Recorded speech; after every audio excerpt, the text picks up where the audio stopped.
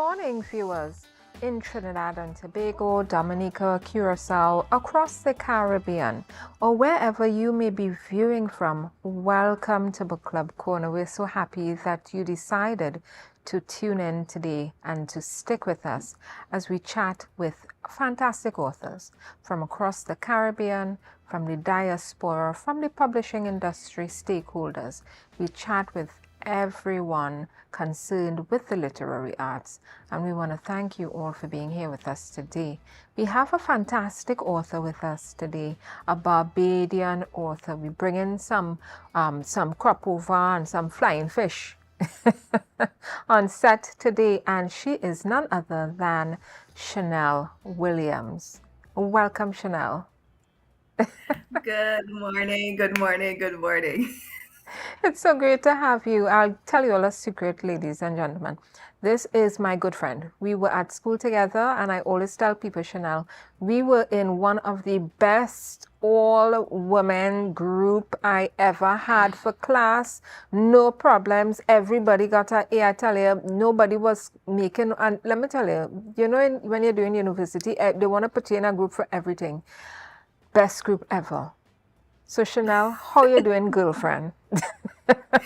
I am doing great. Over the years we have kept in touch. I am so happy to see you blooming and doing what you love. I am trying to do the same, and I'm happy that we were able to be here and to hook up, and I hope our conversation is a wonderful one.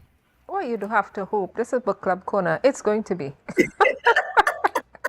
People, I want to tell you all about Shannel. Shannel has a book called To Teach or Not to Teach Beyond the Classroom. She is a special needs educator and a work-based learning coordinator, as well as a transition team leader. Shannel, you didn't give me everything because I did my research, and I hear you have about 3 masters, right? Heading into PhD and doctorate. So before we get into all your smarts, right? Let me just tell y'all know how we do it. We have to have some local wine. We do a little bibbing here. Sometimes we have coconut water. Sometimes we have local wine. Sometimes we have cane juice. Girl, we support local here. So today we're having some sweet potato wine. Shannel, what you drinking? I have a lime margarita. Shannel, you want me to tell the Yes. people on here?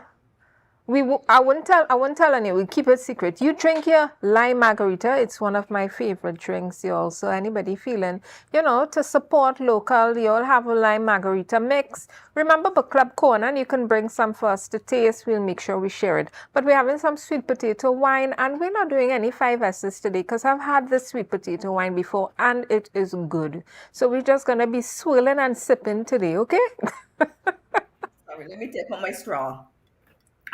So we swirling Yes, and man. We're sipping. swirling and swipping, and cheers to you, Shannel. Yes, I taste the margarita. You're tasting it. Sure you are. Ladies and gentlemen, we're going on a quick break. When we come back, we're going to be getting into to be or not to be, to teach or not to teach. What lies out there for teachers, for educators outside of the classroom? We'll be back in a few minutes.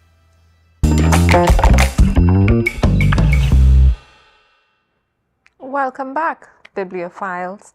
We're here on Book Club Corner in the beautiful town of Scarborough, Tobago, and we are 10 days away from Independence Day. And as you know, Independence Day is coming up. We're going to be celebrating that, we're no longer a colonial state. But beside that, the United Nations is also celebrating and observing internationally the International Decade of People of African Descent. And the Emancipation Committee is doing a really nice chat about it this evening. So I thought that was so apropos to the conversation we're having today, since we're going to be looking at two teach or not to teach.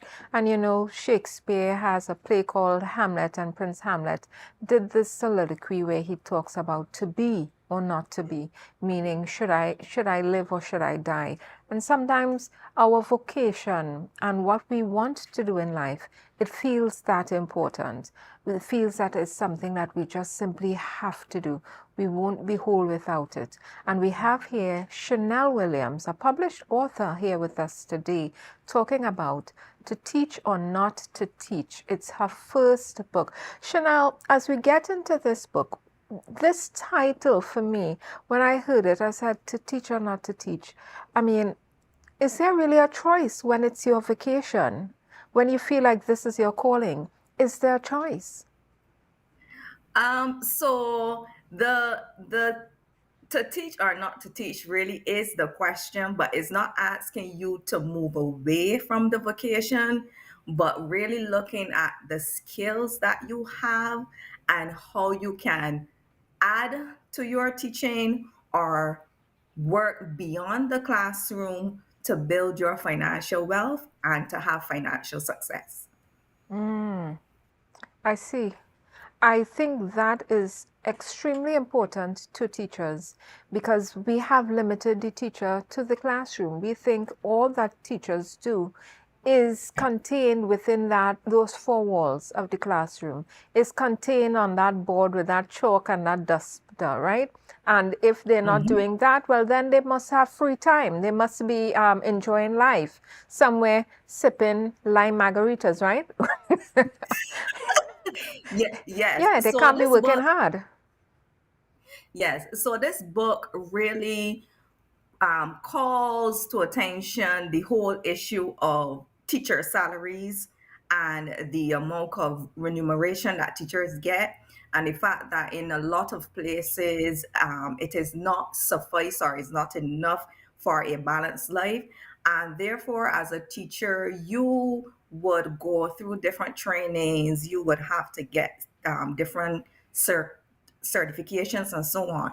So, how could you use those skills to balance out your life? So, for instance, giving an example, you may be a certified accountant, but you teach math or you teach accounts in a high school. How can you still have your accounting business, but still teach in the classroom?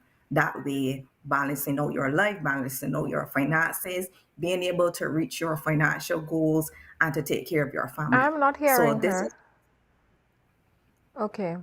I wasn't hearing you there for a bit, Chanel. The audio dropped out. But I think I'm getting the gist. What you're talking about is so important for teachers to consider, especially one if you're getting into teaching, right? Because what you're talking about is something that we know happens in the tertiary level educational system for teachers.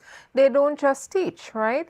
They sometimes have their own business, running firms, doing all sorts of things because it is something that is supposed to only take up some of their time. But teaching as a primary, especially primary school and also high school, is something that takes up much more of your time. I heard you say certifications and qualifications. Chanel, tell us. I know you know where I'm going with this. Tell the goodly people of Trinidad and Tobago and the Caribbean how much certifications you have. all right, so where do we start? So I have my undergrad certificate, but I also did my teacher training in Barbados. So that quantifies as a master's of teaching in social studies. In addition to that, I would have been certified to be a special education teacher, and also I did certification for teaching of reading before I left Barbados. When I migrated to the US, no, prior to migrating to the US, I did another master's in international education. So, what that looks at is really breaking down and evaluating different educational systems and curriculums and so on. And then I did the master's and training in the US, special education. And I also did the work based training certification as well. But there's more. I There's know. more. I know. I should just listen. We should just cut to the chase, Dr. Shannel Williams, right? Let's just Soon, get to soon, it, soon. okay? Because that's where you're heading. I'm hoping, you know, People, I know so many teachers. What you have described about yourself, about your journey in education itself, I know so many teachers who are overqualified. I mean, they just certificates up the wazoo, right? And that makes your book even more important to teachers, because now this book and your contribution, because this is a co-authored book, so there are other Yeah, authors. But what you all are all getting at is how, as an educator, we can leverage what we our skills. have to do other Hmm. things, right? And to live Yes, your yes, passions. yeah. If you had a teacher in front of you, a young teacher, somebody telling you, Hmm. Dr. Shannel, I want to get into teaching, what would be your advice to them in terms of, what career path they should be looking at and getting into? Honestly, I would tell them to go the special education route just because I have, since transitioning from being a general education teacher in Barbados to a special education teacher in the US, I have seen the value in it. And I have seen how children who in the Caribbean who may not get the help or the resources if they were in the US with all the behavioral therapists, speech therapists in the school system working with these children and supporting these children. These children thrive. These children thrive so much that some of them even go to the top high schools. So, for instance, most recently, I had a student who graduated who has autism, and he graduated and he is now at Berkeley College doing music. So I have seen where the lack of what the lack of does, and I can see where putting work and putting something into something produces. So I would say go the special education route. I would also say look into additional certifications that they can leverage their skills. So there are certifications like doing specific behavioral therapy with autism. There's the dyslexic training that you can do in certain counties or certain places. There's the same work-based learning. But say to yourself that whatever you learn and whatever you do, you will leverage, because at the end of the day, your pay is fixed, but your value is not. Mm. Oh my God. Listen, as they say it louder for the people in the back, right?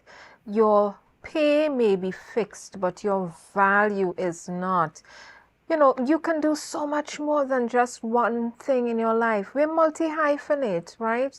The hyphens just keep coming, and. And I love that that is what your book is about. Why did you decide to be part of this project, this co-authored book, talking about beyond the classroom? What motivated you to actually be part of this and to contribute to the book itself? So I've always wanted to write a book, but something always happened that I got distracted. So this year I was given some downtime, and one day just scrolling through the internet, I saw that the visionary for the project had posted the interest meeting. So I jumped on it. I was accepted into the project, and it is something that I don't regret. I would advise any person, any teacher who wants to leverage their skill, any teacher who wants to get their name out there to hop on the project. And it was a wonderful and still is a wonderful experience because I was able to join the community of sisters. Well, we have one gentleman, so sisters and a gentleman who really support, who really encourage. So it was a really great experience. Mhm. I'm glad you said that, that it is a powerful group of sisters, um, you know, because a lot of times what we think is going on is only female teachers. And we're right. We're right. A lot of men don't get into teaching, especially, as the early daycare, preschool, primary school. We need more men in the schools, right? We talk about men in the homes, but we need more men in the schools. We need more male teachers. We need people to see our men doing. There are men who want to teach. If you're a male out there and you want to teach, please don't run away from teaching because you think it's female dominated and people can say, well, oh, is a set a woman that way you want? No, right? You get in there and get into teaching. It's a very rewarding career, but get into it for the right reasons because, as they say, your pay is fixed, right? But your value is not. Thank you for that. I'm going to be tweeting that later. Shannel, we're going on a quick break. We're going on a quick break.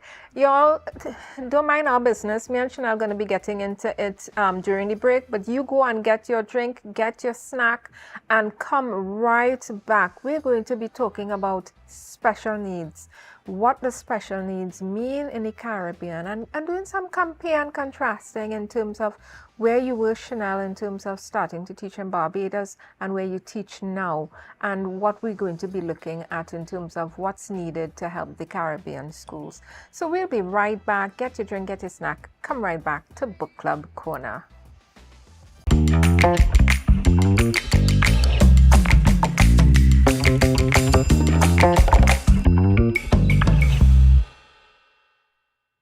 Welcome back to Book Club Corner, where we're chatting with the fantastic co-author, first-time author, Shannel Williams.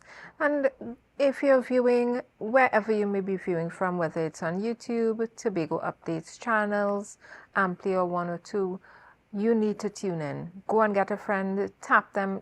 Listen, you need to check Book Club Corner today. They're talking about To Teach or Not to Teach with a Barbadian author and teacher, Shannel Williams. Let's get into special needs, Shannel.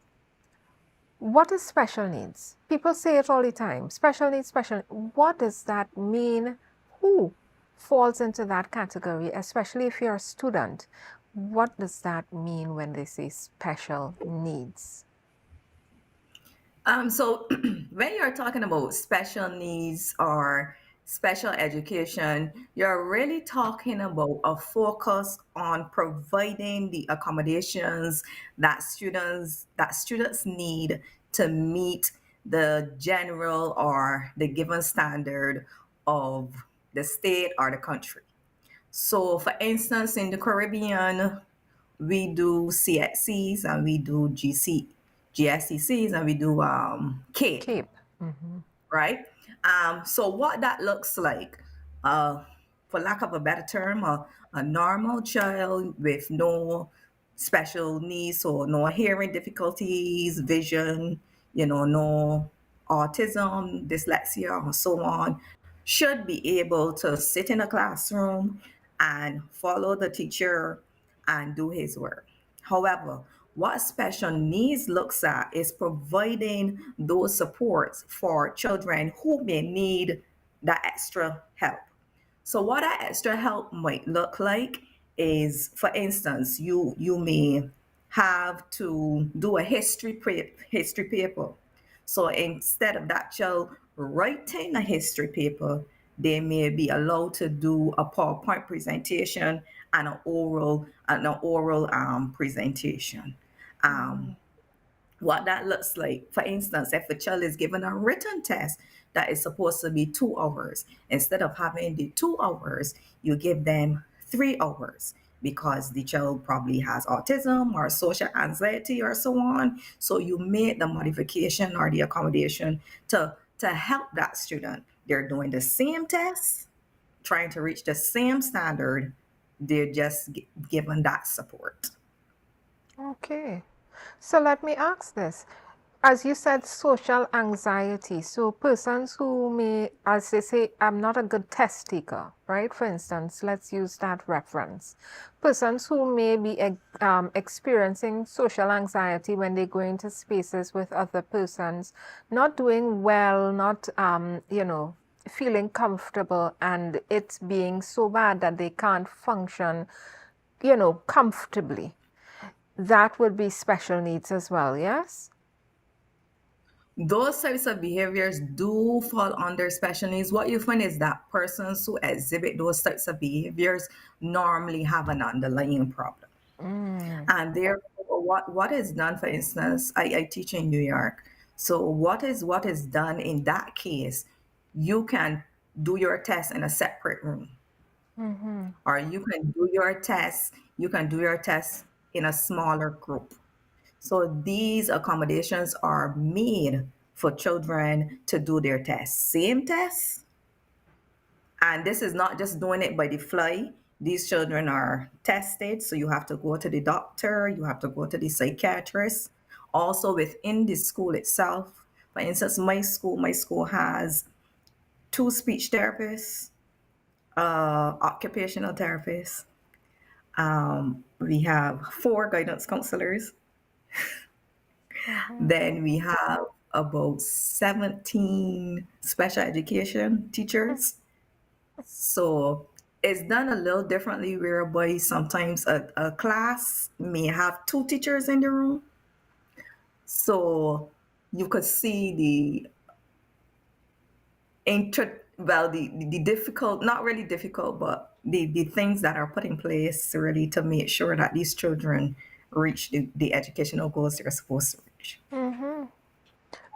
This would be not to mind your business or your school business, but this is a school with how many students, for instance?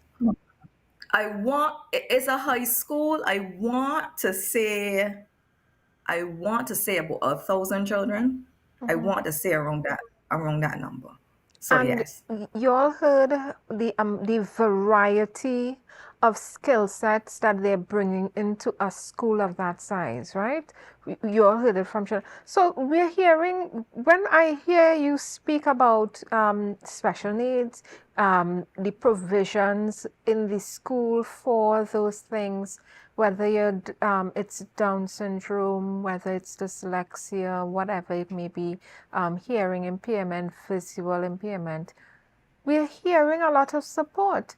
I have not Yes. heard one school in Trinidad and Tobago or even the Caribbean, unless it's a private school that has that kind of support. That's quite a lot. From your experience as a teacher in Barbados, then as a teacher and we're not blowing up anybody's spot, right? So please don't come for me and say, oh, you're vexed because we have all the flying fish and they're trying to make we look bad. No. Right? Oh Lord, oh Lord. What is Now it? we don't come on book club corner page and tell me nothing about that, right? Azerbaijan, as they say. Azerbaijan, Trini, Tobagonian. Okay? So let me hear. Because when we talk about it, we want to look, the teachers want to look good, the schools want to look good, the politicians want to look good, the governments want to look good. But we have students who are not getting the support that they need, and we have to start talking about it in an honest way about what is needed and what is not happening. So when you So worked in Barbados, tell us about this difference, this disconnect we're seeing. So this issue, I really do not believe is a Barbados issue. I think it is a regional issue. So I don't Mm-hmm. think that any school in the region is set up any differently than it is in Barbados. So it was me in a classroom with, say, about 28 children with differing issues and differing problems, buying all of the supplies because we are not given any money to do that.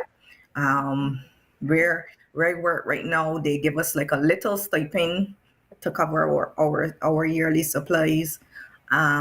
Also in the Caribbean, as you know, your monthly salary is your monthly salary. So it's a bit different in the US, whereby you are paid what is called per session, but is really equivalent to overtime. Um, I would say that the teachers really understand or really want to help the children, but obviously it is a lack of resources, because you heard the amount of personnel I called just now. Mm-hmm. I always get, oh, the Caribbean or Barbados cannot afford to do that. I think when I left Barbados, we had only one psychiatrist in the Ministry of Education. I think that's what it was. So therefore, if you as a parent wanted to get help for your child, you had to go outside of the ministry, which again could have been very costly. So I definitely know of people that have been misdiagnosed. I definitely know of people who definitely did not get diagnosed, and you know that something definitely was wrong. And I also know of children that I know could have done better if they Mm-hmm. would have been given the support that was necessary for them to thrive. We Mm-hmm. see children that have difficulties, and a lot of times we say, "Oh, this child hard ears, this child hard headed." A lot of times we say, "Oh, go and learn a trade." You understand? Or like go and cut cane, like go and pick cotton. And when if you were, for instance, there are children with vision impairments and hearing impairments who are lawyers in the US, who are doctors in the US, because they are given the supports necessary to get to that level. In Mm-hmm. the Caribbean, it seems as though if you don't have money or you don't know somebody, then you have to be happy with what is given to you. And I don't know if there's any way around it, because we always go back to, oh, we don't have enough money. But I do know as a government, we find money to do what we want to do. So I'm just saying, we find it when we want Right. it. Hmm. For what we decide is important, and we have to Correct. decide that education, and not just education for a few who are capable of fitting into the mold and the prototype that we have of education, but we have to make sure that education is equitable, right, Mm-hmm. for all, right? When we talk about equality, we also have to talk about equity. Some may need a Mm-hmm. little more than others to get through, and that's what we're talking about. You know, this conversation is starting to get so deep for me. It's touching me, you know, it's touching a place in my heart where, because I didn't need the extra help. However, I felt that, there were persons next to me, because my mother was a teacher, and she'd always say, where horse reach, donkey will reach, turtle will reach, rabbit will, you don't all have to be the same to get to the end point of success, right? And I love what you're saying in terms of making sure that education is important. Listen, guys, we come into Independence Day next 10 days. Where are we in terms of our independence, in terms of making provisions for our citizens? Where are we when we talk about education? Sparrow said education, education. It is the foundation, right?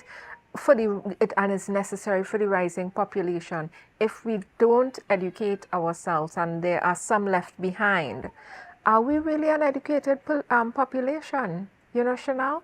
So I'm feeling this conversation so deeply, and I know that there are special need parents, caregivers, guardians sitting there listening and saying, when will it be our turn, our children's turn, for the support that they need?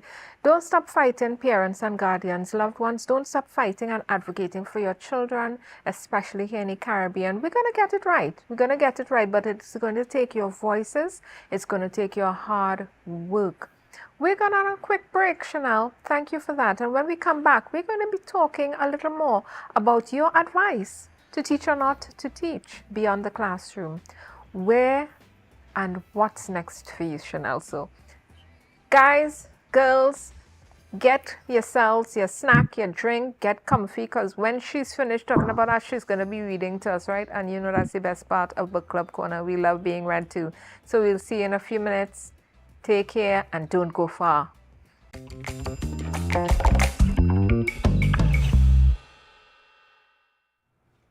Welcome back to Book Club Corner. Today we're chatting with a fantastic author, and we're 10 days away from Independence Day, and then we're heading into October Carnival, and we're chatting with this Barbadian author, Shannel Williams. You know, Carnival in Barbados, which is called Kadooment, just went. You know, we had some bumpers in the road, as they say. And listen, it was a fantastic time. And we're heading from Barbados Carnival, which is Kadooment. We're heading into Tobago Carnival, and so much more across the Caribbean is happening. But while that is happening, we won't forget, and we will keep striving for the education of our children, whether they're special needs or they may not need that extra help. Shannel? Yes, Joelle. My great friend Shannel from Barbados, educator and special needs teacher. Tell us about how one of the ways a teacher could leverage. So we have teachers in the viewing audience. They're listening to you, and they're nodding their heads and they're agreeing. They're feeling this. Tell them some of the ways they can leverage perhaps some of the qualifications that you all have as teachers. How can they take that beyond the classroom? What does that look like for them? I think everybody is different, but look at your skill set. Look at the things that you're passionate about and the things that you like to do. For instance, I like to consider myself as a Jane of all trade. So there are a lot of different things I have done over the years, and I was doing it completely for free. For instance, I remember when I migrated to the US, and I was talking to a friend of mine, and I said to her that in terms of my paperwork, I filled out everything myself, and I had actually done it for people. And she was like, but you know that people actually charged for doing these things. And I was like, but I just do it because, I'm friendly, and, I like to help people and so on. So looking at things that you do naturally, you do confidently, you do calmly, and look to leverage your skills in that way. So for me, for instance, I am a trained cosmetologist, so that's one of the ways I leverage my skills. Um, Most recently, I launched my own educational consultancy firm. So what that looks like is right now what I'm doing is doing test prep and mentorship for new teachers and teachers that have to take their state's certification test. In addition to that, most recently I fell into an opportunity that was completely, I wasn't even thinking about it. So um, I initially, as I said, started with the test prep, but then some person who was in the cosmetology field actually contacted me about not doing test prep, but more of a workshop seminar thing. So I'm moving or adding to my skill chest. But it's simply that, just looking at the things you do naturally, the things you do, confidently. It may be that you are a good speaker, so you have the gift of gab. It may be that you're a good organizer, so you may be good at, for instance, I have a friend that she works on weekends at a funeral directory, organizing the books and so on. It may be that you have a passion for financial literacy. So you may want to start doing. You may want to write a book or do a financial literacy. It may be that you like baking or whatever. I have another friend that she not only bakes, but she's into makeup. So she does like the whole makeup sip and paint party type setup. So it is really looking at what you can do and leveraging your skills. And really, all of this sometimes comes from the connections you build. Because had I not talk to people because I really thought at one point in time I was boxing myself in. And then I had a conversation with an individual who said, "But why are you only thinking about teachers? You have the skills to go outside the classroom, outside of teaching." Mm, So think about what you think about who you are and what you want to be. So think about Dr. Erica Thomas talks about your freedom number. So your freedom number is that number that you would be comfortable making yearly, um, by taking as many vacations you want, maybe buying that dream car or whatever. So what is that number? So whether that is 200,000, 300,000, what is that number, and what do you need to do to reach that number? mhm. As Caribbean people, we usually think about life in this very linear way. This is our profession. We studied this. This is it. That's all, right? We can't turn left. We can't go right. That's it. And what you're proposing is something so flexible, so organic, so authentic to the person, building a life that suits you and not building yourself to suit a life, right? Exactly. And I think that is gold. That is gold. If you take nothing away from this conversation about the book, to teach or not to teach, if you don't go purchase her book, please think about getting into your passion and living the life that you want, building a life that suits you versus trying to build yourself and fix yourself, contort yourself to suit that life. Her book is on pre-order. Shannel, tell us where we can and how we can get your book and pre-order your book. So we have actually passed the pre-order stage, but the link, the presale.shannelwilliams.com, is still working. What it will actually do is that it will redirect you to my Instagram page. And so if you want to order the book, you just send me a message on Instagram and I will follow up with the instructions of how to order the book and how I will get the book to you and so on. Okay, fantastic. Shannel, we're heading into our little read aloud session. It's one of my favorite parts. I'm getting comfy. Viewers, get comfy. Shannel is going to be reading to us from her book, To Teach or Not to Teach, Beyond the Classroom. All right. Do you want me to read my chapter or it doesn't matter? You better be reading your chapter, girl. that margarita went to your head. You better be reading your chapter. Okay, so we were given some reflective questions. So I'm just going to read the question and then my response. All right, so the Wonderful. first question is, reflecting on your journey, what pivotal moment signaled it was the right time to transition out of the classroom and embark on your next chapter? So I distinctly remember the pivotal moment that signaled it was time to transition beyond the classroom. It was during a particularly challenging lesson when I realized I was more focused on managing behaviors than igniting minds. That's when I knew I needed a change. But how did I get here in the first place? I stepped into the classroom initially driven by a passion to inspire and make a difference. Little did I know that foundation would shape my career path and instill skills like creativity, empathy, and adaptability. These skills have been instrumental in my evolution, allowing me to connect with students and foster a love of learning. As I navigated the school system, I encountered persistent challenges that eroded my enthusiasm and effectiveness. I realized my passion and skills were being stifled by a system that did not align with my values. As I grappled with the grief, I came to understand that this heartbreaking event signaled a turning point for me. I remember being so angry and disgusted with the entire ordeal. I blamed everyone for the unfortunate incident. It was a time to reevaluate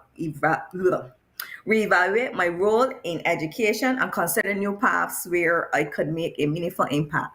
The pain and sadness sparked a desire for change, and I began opportunities beyond the school setting. Though it was a difficult decision, I knew it was essential to find a new way to challenge my passions and skills, honoring the memory of the student who left us too soon. Thank you so much for that, Shannel. I think teachers are so magical. You all are such special people because you all give not just of what you learn and what you know, but of yourselves as human beings. The love and the warmth we get from our teachers, and conversely from those persons who don't support us as teachers, because we know there are two sides of this coin. Let's not pretend that they're only 100% amazing teachers. They're teachers who shouldn't be there. But for the ones who are following their vacation, for the ones who went into it to share their, as you say, the love of learning with students, we applaud you, we love you, we support you, and we want you to have the best life possible. Thank you for that, Shannel. There's a saying, when something is going wrong, when you're not in the flow, everything is going right, it's moving perfectly, it is trying to get you to make a change, trying to make you pivot towards perhaps something better. And that's what I'm hearing from you. Yeah? Exactly, exactly. Yeah. I feel as though this profession gives you a great opportunity really to do that pivot, really to expand. Because the reality is you are at school for like 6 hours a day, six hours and 50 minutes a day.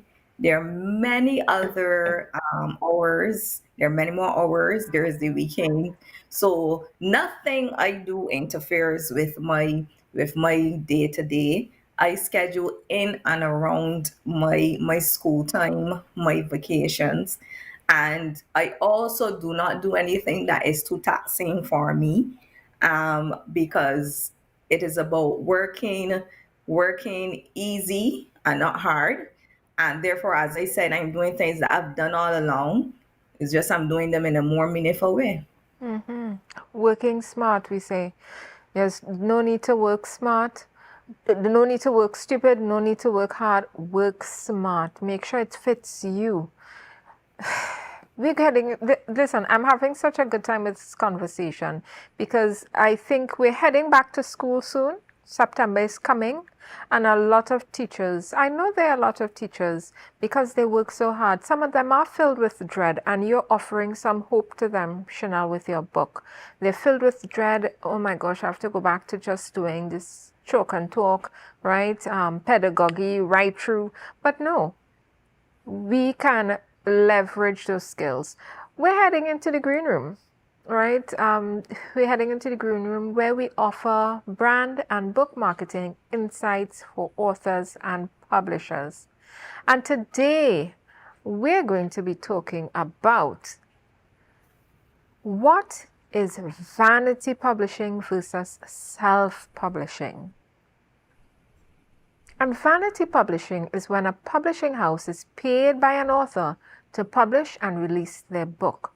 In self-publishing, an author also pays a publishing house to publish and release their book, but the publishing house will take responsibility for much of the creative process.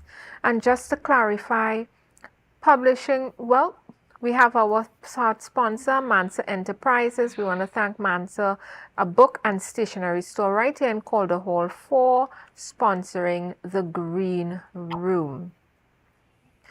But the Green Room, Shannel, when we talk about, whether you're vanity published, because a lot of times persons ask me, vanity publishing was, I never heard that in my life. Vanity publishing it's not as valuable as the self-publishing. So what it is a type of self-publishing, but you may get somebody who, whether your book has mistakes, whether the cover is attractive, whether the content flows, they don't care. You come to them and say, I want my book published, they will get that printed in a hurry. They're not checking on anything for you. They're not giving you any advice. They're not telling you what at the end of the day will make a good choice for your marketing later.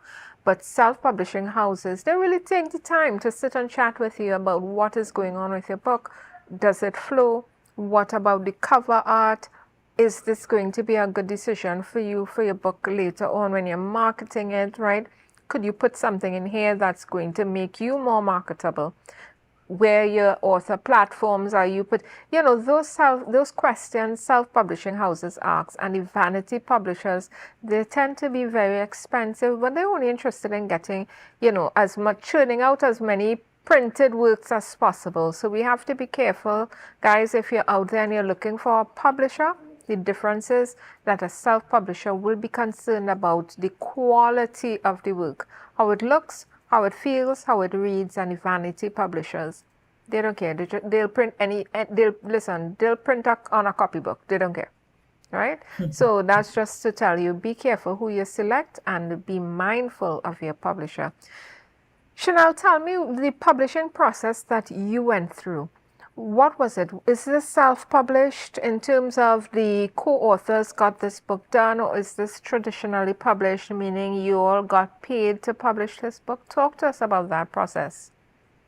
So we published this book through a company called Reaching While Teaching. So it is a publishing company done by a teacher just like us. As you would realize, this book is actually volume 3.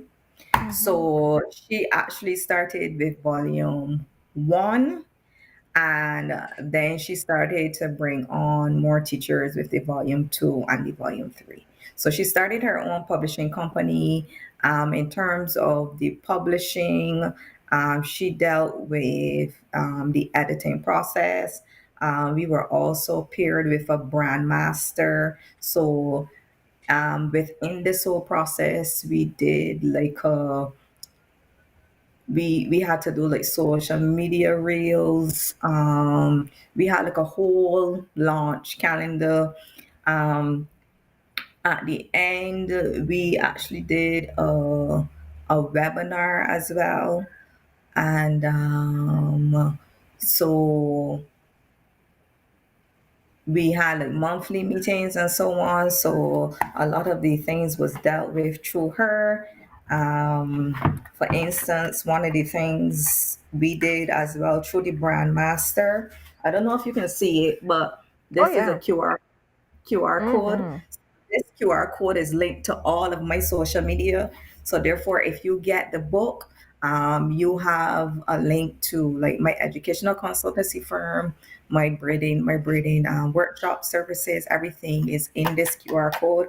So there was a lot of marketing and that kind of guidance within the whole process.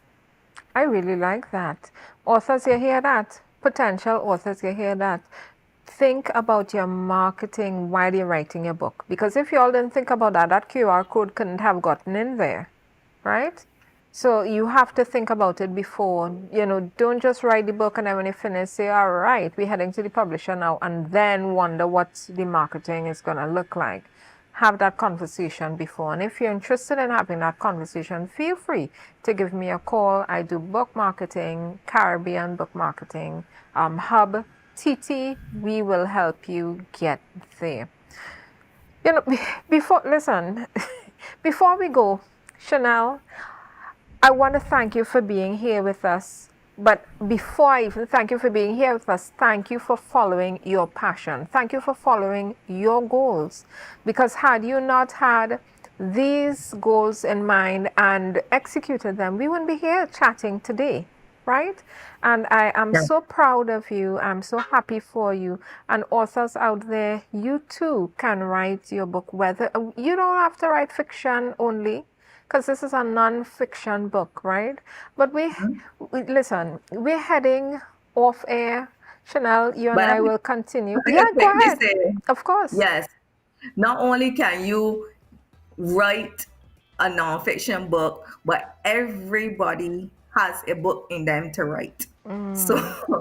So, and if you think that you can't write a book, then go on social media, look at the book writing communities. They're always projects looking for co-authors. So you may be able to jump on a project and do just a chapter, and therefore leverage your skills. And you only need one book. You only need one book to leverage your authorship. I love that. That is true. Listen, guys, straight from the horse's mouth, she talking some gospels here. Take notes.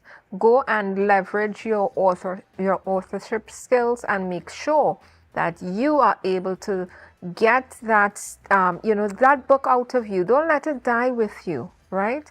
That's what we want. We want to make sure you get all your skills there. As we're heading to close, Shannel, the bumpers was in the road for Kadooment. I see Rihanna was in Barbados. That's my girl. That's my best friend in my mind. I see Rihanna was in Barbados with the children, she and ASAP, right? And we had a good time on the road, right? And we're heading towards Tobago Carnival. It's in October. So I'm just throwing it out there. If you're looking at Book Club Corner and you're saying, what's next on the docket for fun things to do? Head down to Tobago for Tobago Carnival. If you missed Barbados and Kadooment, don't cry too much. Come to Tobago. We'll certainly entertain you.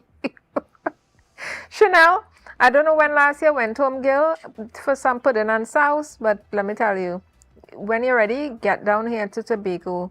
We have more drinks, we have more books to read, and we have more fun. Ladies and gentlemen, we're signing off. Cheers to you. Cheers to you, Shannel. Cheers to all the authors out there. Cheers to the teachers and students as we're going back to school, right? You're getting your books, you're sorting them out, you're papering your books, and I know that you're also looking at what's next for me as a teacher. Get that book, To Teach or Not to Teach. And we're going to be sharing her information on our social media. We want to thank our part sponsors, all our viewers, and we also want to thank Joefield Wines for sponsoring us. We support local here. This is sweet potato wine I'm having today, and cheers to you. We'll see you back here at Book Club Corner next week when we chat with another fantastic author right here in Scarborough, Tobago.